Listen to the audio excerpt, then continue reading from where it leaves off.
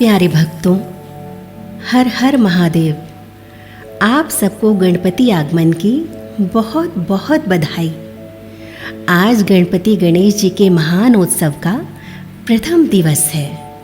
इस आनंद अवसर पर मैं आपके लिए लाई हूँ सिद्धि विनायक मंगल मूर्ति गणपति बप्पा की उत्पत्ति की कथा, जो हमारे इस उत्सव को और आनंदमय बना देंगी।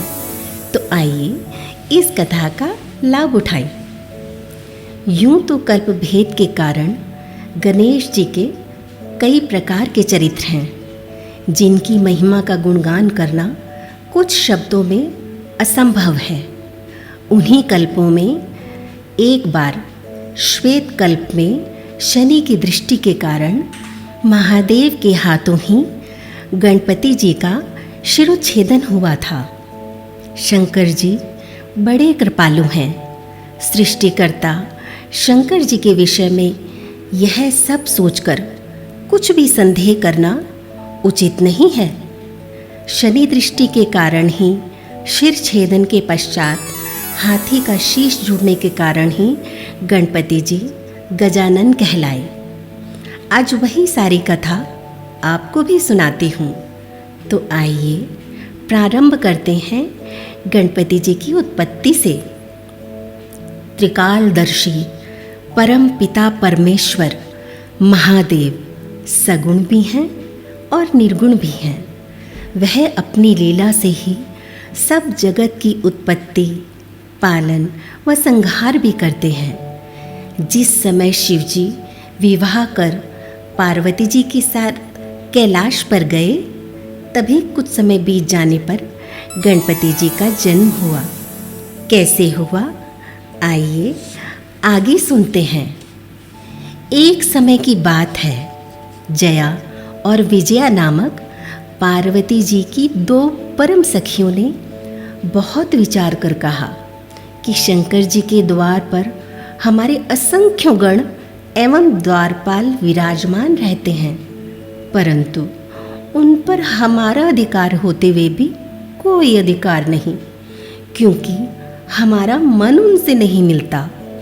इसलिए हे भगवती, हे पुण्यशीले, एक तो हमारा भी कोई गण होना ही चाहिए।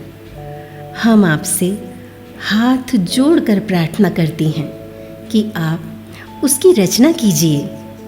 देवी पार्वती को भी सखियों की बात बहुत अच्छी लगी। तब उन्होंने रचना की इच्छा की। एक समय पार्वती जी स्नान कर रही थीं और नंदी द्वार पर बैठा हुआ था। उसी समय शंकर जी वहाँ आए और नंदी के लाख मना करने पर भी हट करके भीतर प्रवेश कर ही गए, जिससे अचंभित और लज्जित हो जगदम्बा तुरंत उठ बैठी। उस पल उन्हें अपनी सखी का वचन याद आया और परमेश्वरी ने महसूस किया कि अब तो कोई अत्यंत श्रेष्ठ सेवक होना ही चाहिए।